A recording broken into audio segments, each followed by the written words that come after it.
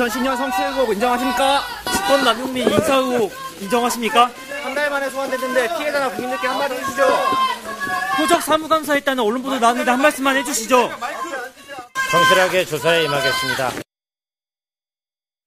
네, 오늘 검찰에 나오긴 했지만 일단 검찰에 나온 이유인 성추행 같은 경우는 공소시효가 만료됐잖아요. 예, 사실 오늘 조사의 핵심은 두 가지입니다. 2010년에 서지현 검사를 성추행했는지, 장례식장에서 성추행했는지 여부, 그 다음에 2014년과 2015년 사이에 서지현 검사가 여주시청에서 통영지청으로 발령이 났을 때 직권을 남용해서 이 인사에 개입했는지, 이 두 가지입니다. 그런데 이 성추행 진상조사단에서는 이런 걸 보고 있습니다. 성추행 부분도 보겠지만 이 직권 남용 부분에 더 초점을 맞출 것으로 보이는데, 왜냐하면 2010년 사건의 경우에는 공소시효가 만료가 됐습니다. 그렇기 때문에 대신 직권 남용 3, 4년 정도 지난 사건입니다.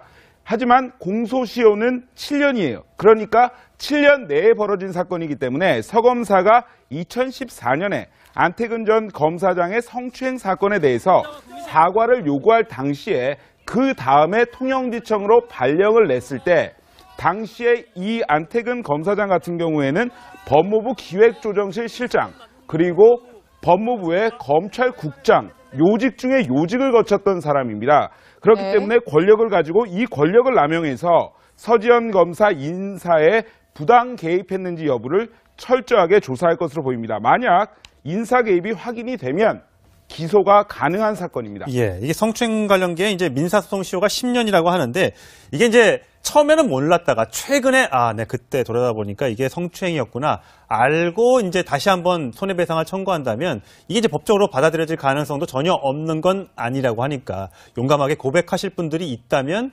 괜찮다고 좀 생각이 좀 듭니다. 그렇기 때문에 대신 직권 남용 3, 4년 정도 지난 사건입니다.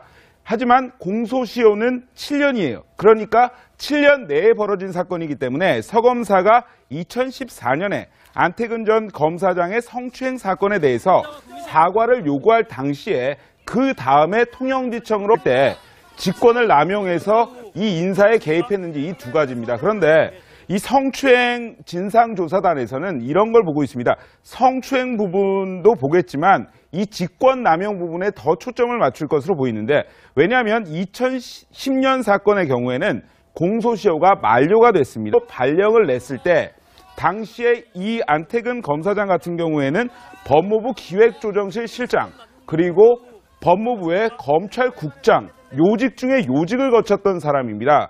그렇기 때문에 권력을 가지고 이 권력을 남용해서 서지현 검사 인사에 부당 개입했는지 여부를 이유인 성추행 같은 경우는 공소시효가 만료됐잖아요. 예, 사실 오늘 조사의 핵심은 두 가지입니다. 2010년에 서지현 검사를 성추행했는지, 장례식장에서 성추행했는지 여부, 그 다음에 2014년과 2015년 사이에 서지현 검사가 여주시청에서 통영지청으로 발령이 났을 2010년 성추행 의혹 인정하십니까?